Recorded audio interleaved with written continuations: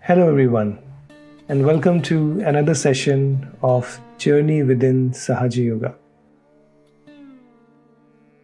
This is the sixth part in the Nabhi Chakra series, and today we will talk about how to achieve balance in family life.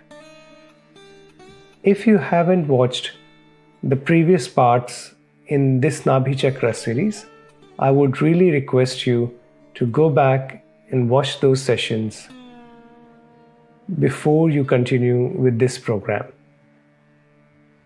And the reason behind that is, before we jump up to a more deeper topic which require that subtle understanding, we need to have that depth within ourselves. Without it, you may be able to understand a bit mentally, but we also want you to have that experience within yourself, to have that enlightenment within yourself, which is very necessary for any change, for any progression, and for your spiritual ascent. And obviously, in turn, for having a balanced family life. So in today's session, we will start by listening to an excerpt of a talk given by Mataji on the family life, or the left aspect of the Nabhi Chakra. In that talk, she explains in brief on how one should behave as a man or a woman and what's their role in the family. She also advises on the do's and don'ts and how one can achieve balance within oneself, within the family, the society, and the whole world. Followed by that, we will have a meditation by Uncle Yogi Mahajan, and hopefully by the end of it, you can feel the peace within yourself. And with that peace comes balance and the joy, which I hope you can spread in your family and in the whole world. So without further ado, let's begin today's session by raising our Kundalini and putting on a bandhan.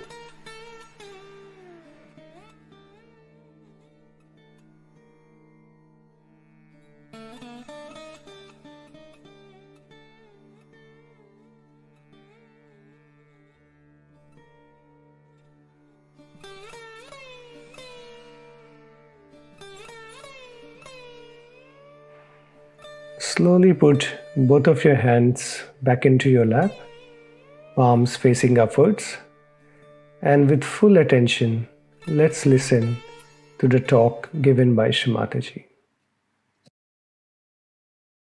Because you are like the flowers which have to produce a fruit. That's what nature wants. Nature wants that you are there to produce the fruit, that is your children. That's why you are men and women. That's the basics. Now, if you think that with that responsibility, if you can do something else, you should do. But the main thing is that, and if you don't do that, is to look after your children, to give them joy, have a beautiful nest for them, then I must say that you are neglecting your basic duty and your attention on something else. That's why so many divorces are taking place and problems are there. Then women ask for their rights, they go beyond their limits, they became dominating here, the men become dominating. That's not the way we are going to solve. We have to know that we are two wheels of one chariot. One on the left, another in the right. Now, they are not similar. They are two types, one left side, one on the right side. But they are equal. Whatever they do, it's equal. They are to be respected equally in the same manner. And it is always so. For example, I had a girl who came to me, and she was a private secretary. And she told me, "Mother, you say this, but I have seen that all these men come and flirt with their private secretaries." So I said, "All right, maybe so. But what does that matter? You see, that shows that something wrong with the man. He doesn't understand. He's off his head. He cannot enjoy his wife and he's running after other things. It's like having something in your house and you are looking at other things, you see. Like in India, if you go to somebody comes to your house, be careful about your things. But in England, I tell them, if somebody comes to your house, be careful about your wife. See, it's just a little difference between, but the second one is a dangerous thing because fundamental. The wife is the fundamental thing because you do not know what she will do, how she will react, and you do not know how the guest, because that is regarded as their freedom. But if you take away something from somebody's house, that's not freedom, because we can take away anything from somebody's house. Why should anybody arrest us? Because there is a free will for you to do what you like, is allowed to do what you like, but in that free will, you are harming so many people and ultimately your society. Now these 2 weeks, as I said, are very important to God. Because so many great people want to take birth on this earth. So many great souls want to take birth on this earth. And if we behave in such a manner that all the time this chariot is this way going up or that way going up, I can tell you no child would be willing to be born in this place who are great people. Only the people who are of the worst type will be born. There will be hooligans, there will be horrible people with a horrid nature, and they'll spoil the whole atmosphere of the countries where husband and wife do not have good relationship. The children will be such hooligans and such horrible things that will be surprised that at the age of 8 years and 5 years, they'll be committing murders and doing all kinds of such things that will be shocked. Now, between you and me, because you are also husbands and wife, and one thing it should be there, that we should not quarrel before our children. We should have all decency of husband and wife. There are so many things we do not do in the presence of our children. In the same way, we need not sit down and quarrel and say, I hate you and I hate you. I tell you, this is something you have to change a little bit in our language. In India, if somebody says, I hate you, it's regarded, that man regarded as the most unmannerly person. I mean, it's very bad manners to say, I hate you. How? I mean, it shows that you are a very low type of a person to say like that. But I hate you, so what? If you hate, so what? You are not God. If you hate me, what does it matter? Actually, if somebody hates someone, so what? That shows that person is not a good person, just to hate someone. I hate you is a way of expressing something that is, I feel, is very wrong for the family system. It shocks children. Children look upon you as ideals. When they are born, you should see them. Most of the children nowadays in Australia are born realized. I see them around when I went to the airport and I see they are born realized. And they watch, and they're surprised, and they sulk, and they feel very sad. They don't take sides. They don't like the father to fight the mother to fight. And one other thing which we must understand, that a certain gradation has to be there. A woman is the strongest point of the household, like this Mother Earth is. She takes all the problems upon herself. Because she's the strongest. Who else can withstand this kind of weight on her? It's the mother. In the same way, a woman in the house is the mother, and she has to bear up. You see, it's nice to have a husband who comes home and says whatever he likes and takes out all the filth on you, than to have a husband who is very sweet, hello, hello, and outside he goes like a bumptious tiger on everyone. Such a man has to, you see, they are like children, I would say. They are like children. They have to take out their tensions on their wives only. And you should be an absorber of that. And that's the sign of a woman. A strong woman doesn't get easily disturbed by these things. She's not bothered. She says, all right, you little baby, come along. Now I have had 4 babies. Now this is the 5th one, which is the smallest has come. Let him shout and scream. Even with the children, you have to be patient. They'll hit you. They'll do anything. I would say that way in India, children are treated very kindly, and there are special things. They will do what they like when they are children. But when they grow up, we do not have teenage problem. We do not have problem when the children don't respect.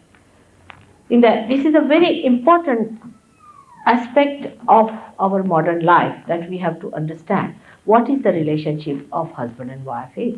Husband is like, say, gentleman who is definitely is to be respected by the wife. But if she does not respect the husband, she cannot get respect for her children. But the husband has to be a respectable man. That's very important. If the man is not respectable, he cannot be respected easily. But the more is the woman has to be very respectable. If she doesn't give her respect, you can handle any kind of man if you are clever enough. Drunkards, all sorts, they come down. Because after all, they are human beings, they are not bad people. But because of mishandling, they just get out. And the domination of men is just a myth. See, they cannot dominate. They are incapable of domination. They just do it because they want to feel that they are superior. That's all. But they cannot dominate. Whatever the domination, what is their domination? It's little things here and there. Just like children. That's what it is. If women understand their maturity and their responsibility as women, because they are the Shakti, they are the power of the family, and they are the potent Shakti for the husband as well as for the children. But if they get disturbed, then the husband is disturbed and children are also disturbed. But they are potent. While the kinetics are these people, like here is the electricity, all right. So we say very good lamp and electricity and all that. But from where does it come? The source is somewhere quietly sending the source and enjoying itself by giving that source. In the same way, this is a very important sentence. Why I said it? Because today I went to Melbourne and all the time this finger was burning up to this point. So that means there's something wrong with men and women as far as their family life is concerned. They are all very upset, I felt. The husband is upset and the women. Maybe the laws may be against men, maybe here, I don't know. But in America I found a husband and wife relationship is very queer. For example, I met a lady who was very queer people there. I went and stayed with a lady. She had a luxurious house with a swimming pool and this and a maid coming to do everything up and 5 stories and this. And she said, you see, one of my former husband will come and see you in Los Angeles. I said, all right, very good idea. So he came, he was like a pauper, walking like this. And he says, I have got a room on rent where I'm staying, mother. It's very difficult. I have to share it with someone. I said, what? That lady was there. She has a very big house. She's supposed to be a wife. He said, that's mine. I tell you, I lost it to her in a case.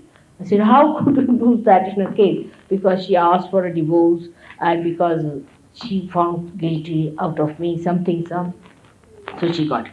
And she married 3 husbands. All the 3 husbands are moving like paupers and this lady is very rich. If you marry 7 husbands are finished forever, but the lady is so rich 7 times more than any one of them. So this is kind of a law I don't understand. First of all, why there should be a law I don't understand between husband and wife. I just don't understand. I mean, we don't have such laws in India, but everybody cares for the wife because she is the nearest and the dearest person they have. Who else to depend?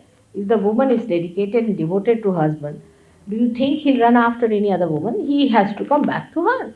He'll be so fed up with these women who just live for money or anything, and he has to come back. So, you see, one has to take a very wise decision because you must understand you are born at a juncture, whether on which you will be destroyed completely or you will be saved completely. It's a very important. You have to save humanity. You are born at a time when you have to save humanity. It's not only Kundalini awakening that will help because you might be saved, but you have to save the whole society, the whole family, the whole, I should say the whole universe or the whole creation will have no meaning if you people are destroyed. Now, this is one of the way of destruction by destroying the family. The children become mad, the husband becomes mad. They all end up in orphanages. That's what I've seen. They are mostly in orphanages in their old age. There's nobody to bother about. So it's a question of giving and giving and giving.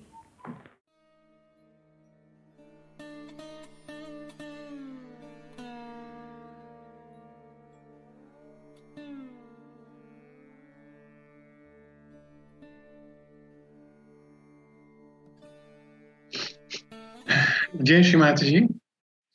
Let us bow down to Shri Mataji raise our Kundalini and take a bandhan.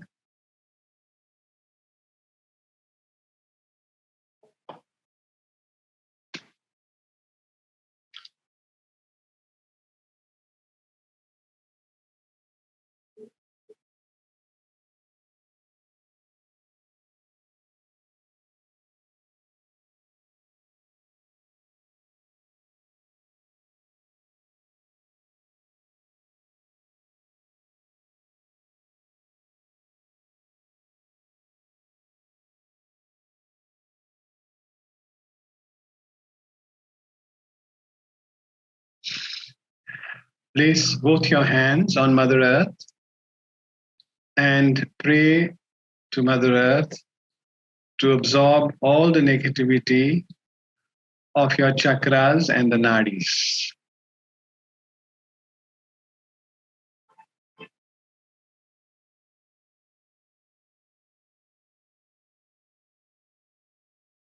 हे भूमि देवी माता, कृपया हमारे सभी चक्रों और सभी नाड़ियों के दोष अर्पण कीजिए.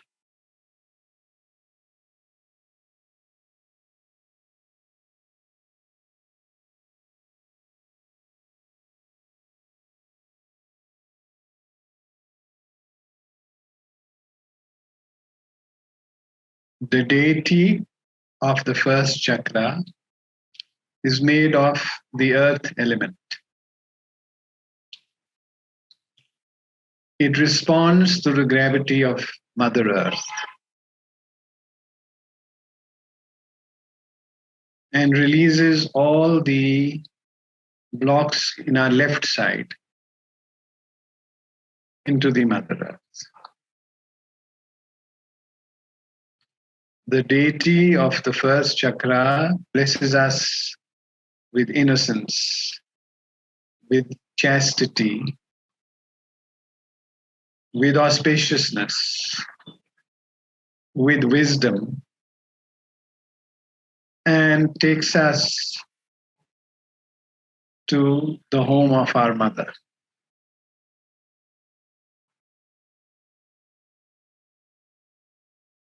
He is a child deity who doesn't know anyone else except his mother. We also don't know anything else except our mother. All the knowledge we have is only mental knowledge. It does not take us anywhere. On the contrary, it confuses us. It is all fiction, knowledge of the matter. But the first deity gives us the knowledge of the spirit. Meditation is being one with your spirit. No other knowledge can help you except the love for your spirit. Feel that love.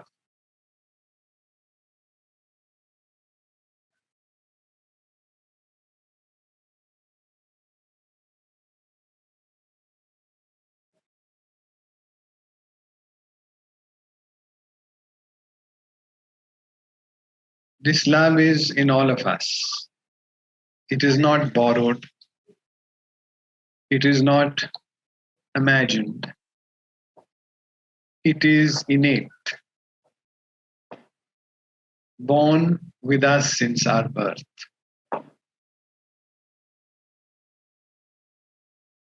Our desires can hide it. Our passions can hide it. But like the sun, which is hidden by the clouds, it reappears. You may lose yourself in thoughts and forget about it. But again, it surfaces because it's inside of you. You don't have to make any effort, effortless. Relax, totally relax. It works out by its own momentum. And love is that momentum. Feel that love in all your chakras, in your heart, in your brain, in your sahasrara. There is nothing that is without it.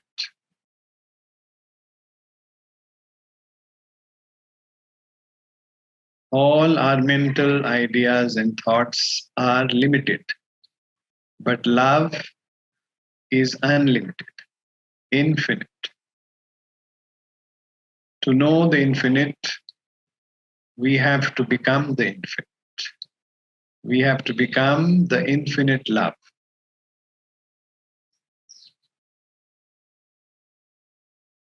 The love is not worried about your blocks, your ego, your superego, guilt, forgiveness, non forgiveness.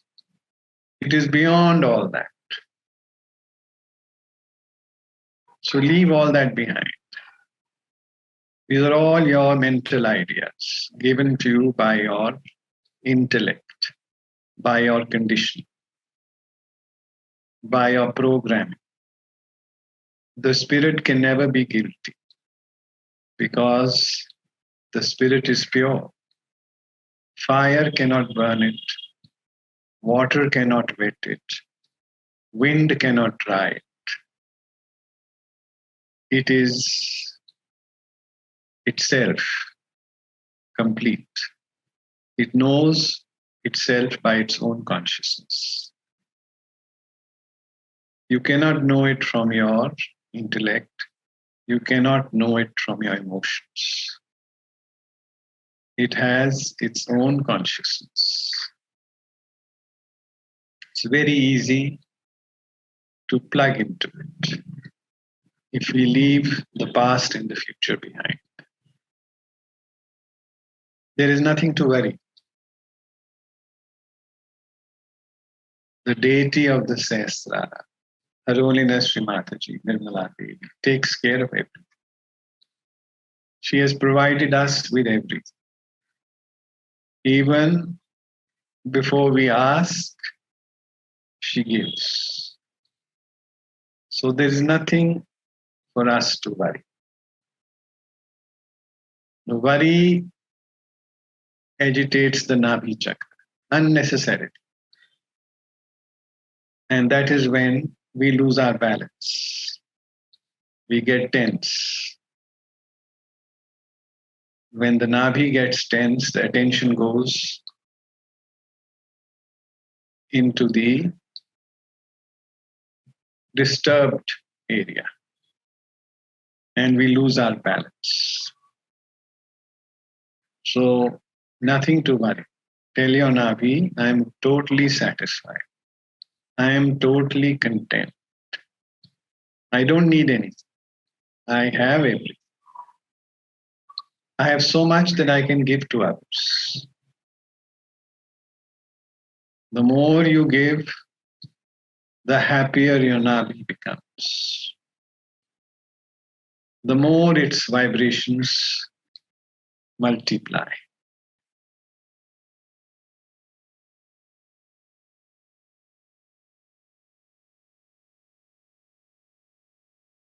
As your Nabhi settles down, the Nabhi of the public, the Nabhi of your house, the Nabhi of your family, it calms down.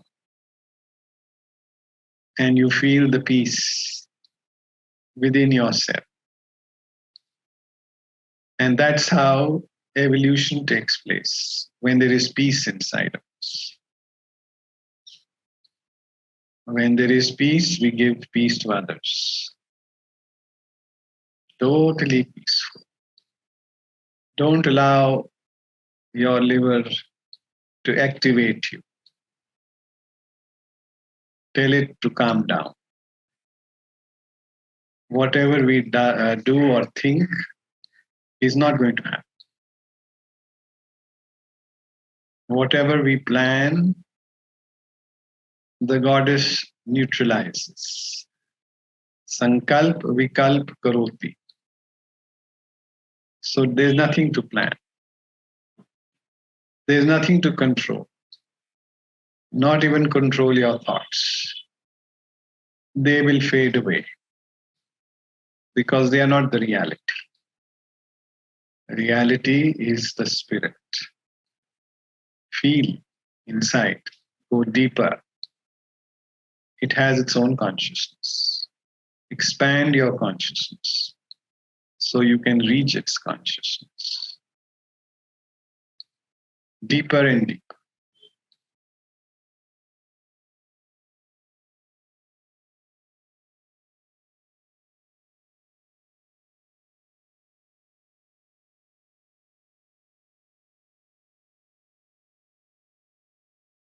It gives you immense joy, fulfills you totally.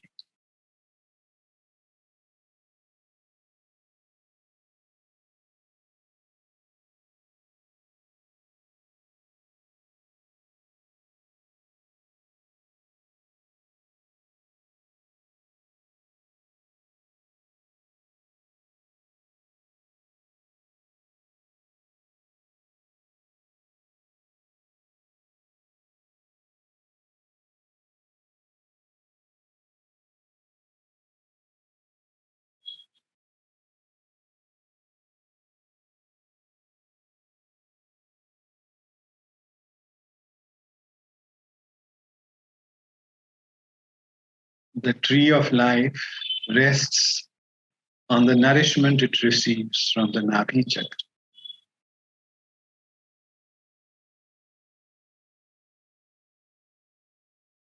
If the nourishment is in balance, the tree of life grows in balance. Not too big, not too small. Just as nature wants it to be. Ritumbara pragya. We don't have to do anything. We don't sprout a seed. Nature does that.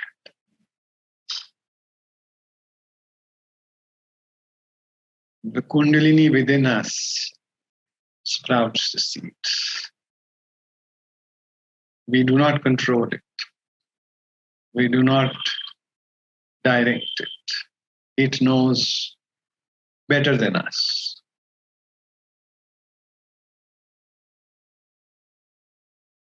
We know nothing.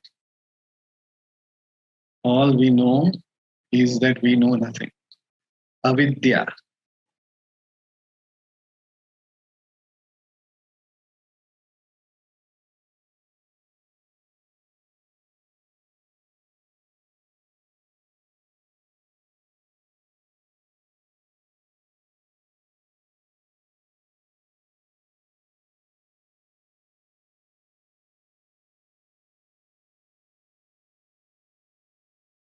Sri Mataji, you do everything. I do nothing at all. I am only an instrument. May your love flow through this instrument. May this instrument be worthy of your love.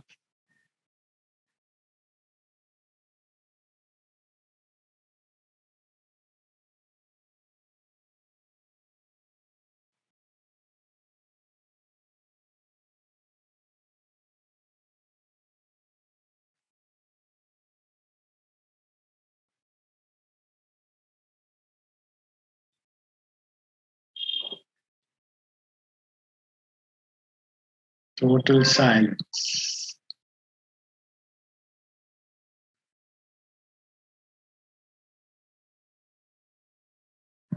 When you are silenced within, you reach the silence of the universe. And everything in the universe works for you.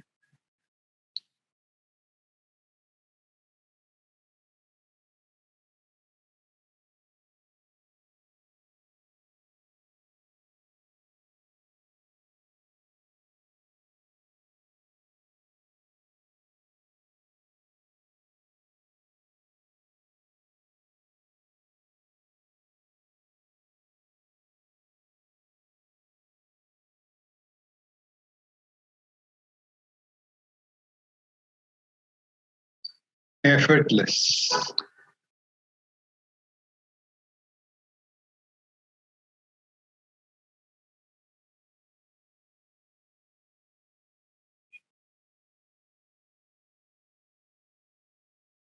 Love doesn't need any effort.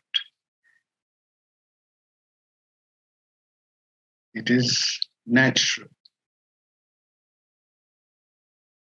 Just let it flow without any tag of me or mine. Just let it flow. It has to reach the ocean. That is its promise.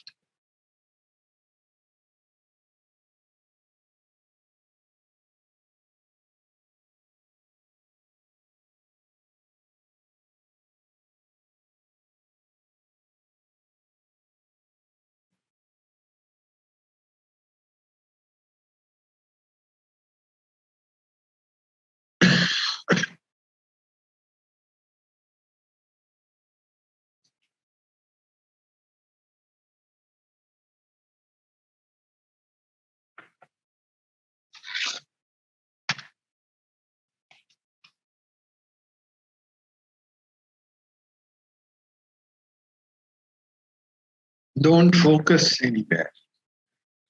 Don't concentrate anywhere. Just be one with your kundalini.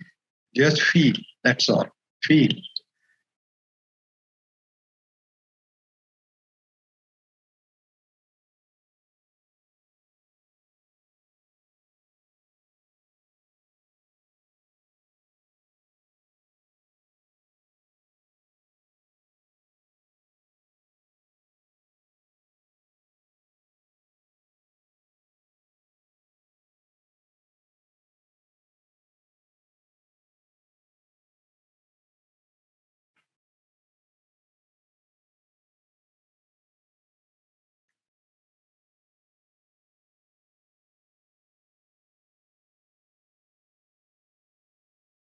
Like you feel others, feel yourself.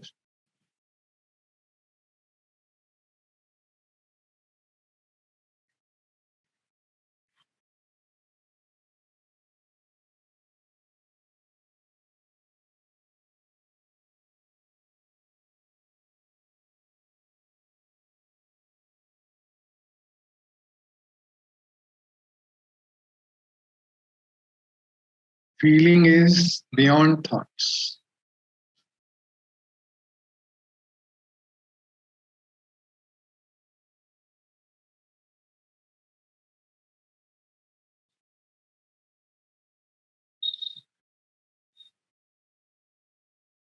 You can feel it anywhere. And then that feeling grows.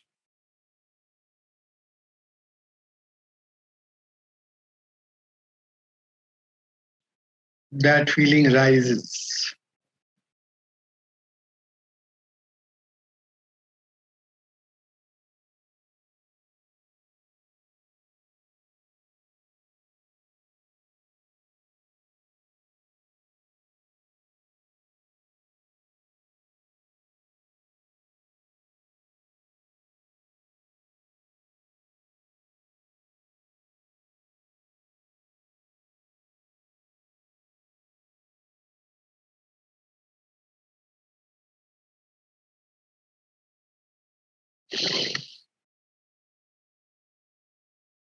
Now, gently open your eyes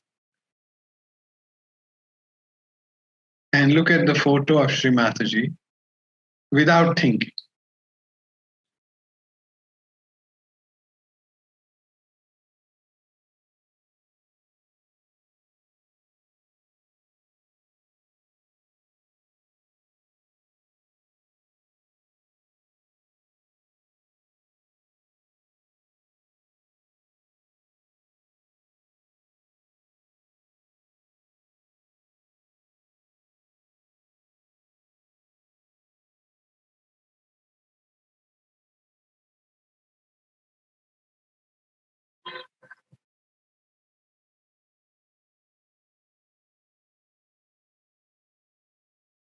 Now, bow down to Sri Mataji, thanking her for blessing us with this meditation.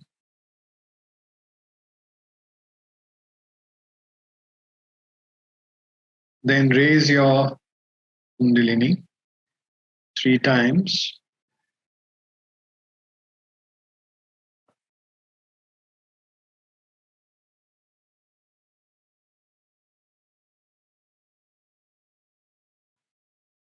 Take a bandhan.